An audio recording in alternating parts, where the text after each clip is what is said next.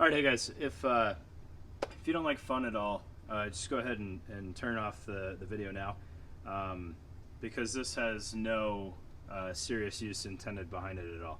Alright, so a long time ago, which is probably I don't think 5 years ago, I picked up this thing, which is the famous Hunger Games plate frame.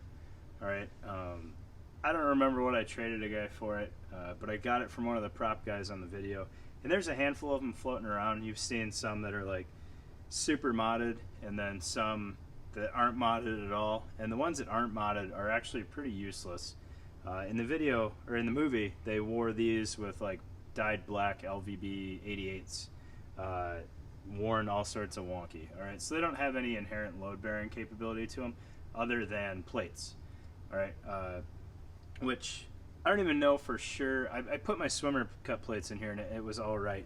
I don't know what it was designed for, because they shipped with these foam plates. All right, so swimmer plates will work, I would imagine, because it's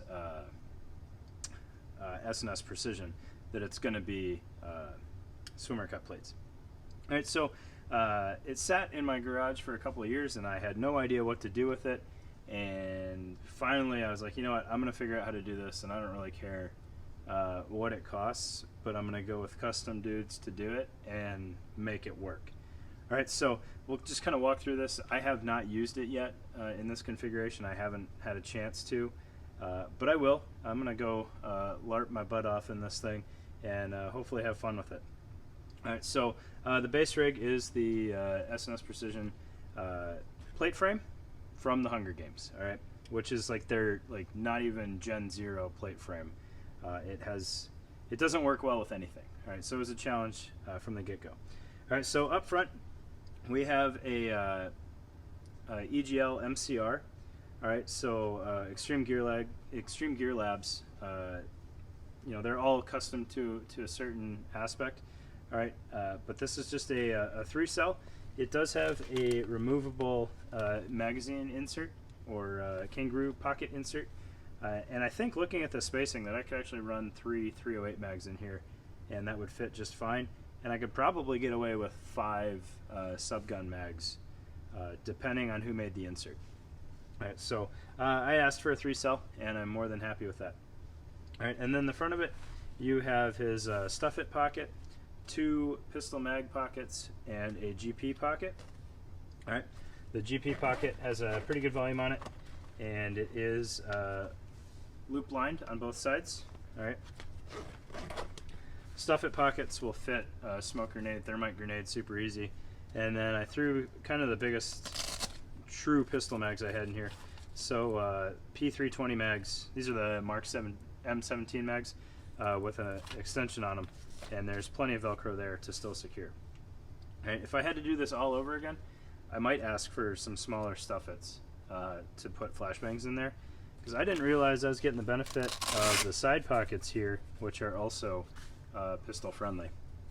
Alright, so and I don't typically run pistol mags on my vest, so I was just going to put tools and flashlights in there. But now I got options. Alright, so that is the Extreme Gear Labs MCR. Alright, and we'll pop this off to make the rest of it a little bit easier to work with. Okay, so then what did I do to make that work? I covered the whole thing in sticky back loop Velcro. Alright, and then just went through with a razor blade and cleaned up all the little air gaps in there, and I think it turned out pretty well.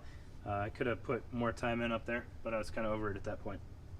And then my side release buckles, I have some Sumo gear laser cut platforms here, which I think are super cool. Alright, I ran across these on accident, and I was like, that's exactly what I need. There's a little square of Velcro on the back of it that is matched up with the Velcro on the rig, and then I ran several loops of Gorilla Tape around that, so it's not going anywhere. I feel totally comfortable with that. And then in spite of these little danglies here, because I'm kind of using it not as intended, I have no fear that these buckles are going to pop off, because it took me about a half an hour to get them on there. All right, so that was a nightmare, and real pleased with the way those turned out. And then hanging off the bottom here, let's see if I can make this show up better for you guys. We have the Sword Exploitation pouch. It's a center mounted dump pouch basically. that you can run like a titanium pry bar in there and some other things. And I had that modified as well as a couple other things done on here by Black Market Customs, which I believe he's shut down, but he's now running in 5th Dimension, doing some cool swag. So I will try to put a link in there. They're both Instagram accounts, and you can let them know I sent you. But this was intended to be a dangler pouch. Well, the plate frame does not do dangler pouches at all. So I actually had him cut slits in there and then reinforce it. So it's actually mounted on the Kydex hooks that hold the plate in. So that thing's going nowhere. I wish it was up a little bit more. That's not really his fault. He never had the base rig to use. So it hangs down a little bit, but I think that actually ended up playing well with the EGL rig that sits just a little bit lower. All right, moving on from there, Black Market Customs also did some radio pockets for me that play off of the S&S plate frame cummerbund attachment, which is kind of goofy. So you've got this webbing band here that goes through these little Kydex eyelets on the plate frame. So what he did for these is, I believe S&S Precision makes a radio pouch very similar to this.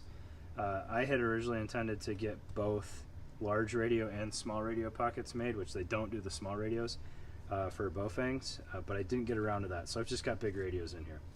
All right, but it's got a little Velcro sandwich here that wraps around the cummerbund and retains it, and then it's just a very boxy pouch for the radios, but it does its job perfectly. All right, and then it was right about this time that I got on a side plate kick, and I will never not run side plates again. So I had him make me some side plate pockets.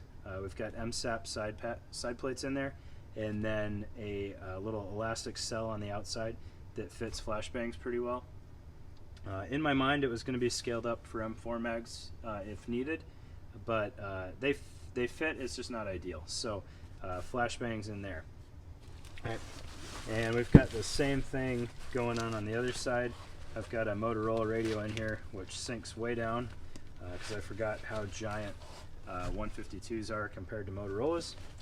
And then obviously another side plate pocket because one side plate would be stupid. All right. And then on the back side of this thing, I have, that's where that went. I have a Gmr Mini Map. All right. Say what you will about GMR. I think the mini map's a really cool thing. I think they're wildly overpriced because of drops and hype and whatnot, but I think it's cool, and I can respect the thought process there. And that is mounted on the last thing that Black Market Customs did for me. He made a Velcro molly panel for me. So the pack is mollied onto this Velcro panel, and then the Velcro panel pops onto there. And then what I will do before I use this is I will zip tie around these buckles and the shoulder straps, just to make sure that's not going anywhere. And then just because I haven't taken it off yet, I have the OV Innovations bottle hammock thing on the side of that. All right. And then lastly, if you've never seen a plate frame before, just so you can see how that works, it has these little Kydex teeth that hold on to your plate. Alright, so we can pop the plate out of there. It's obviously a little bit more difficult with the full body plate, which I will put in there. I'm not going to use the foamies forever. But you can see how that sword pouch is on those Kydex teeth. So that's not going anywhere. Alright. So that is my Hunger Games plate frame. Alright, hopefully you guys enjoyed it. If you run across one of these things, don't look at it as being completely useless. Just know that it's going to take a little bit of work. One of the other ones that I've seen modded also had Velcro everywhere, and he just eye-bolted, or not eye-bolted, but he riveted, I believe, some webbing on there for some side release buckles. I've seen, people just use the Velcro, and it seems to be all right. I had a, oh goodness, where'd it go?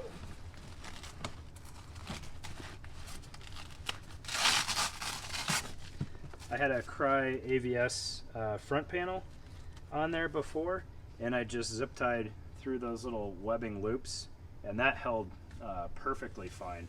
So you don't have to go full-blown custom chest rig on here. And I thought that was actually a pretty cool setup. So I can flip back and forth if need be. But there it is. Once I get it all figured out and have some fun with it, I'll give you guys some more information. But I just thought you guys might like to see that and have some fun. All right, because 2020 sucks, just like KDH. Thanks, guys.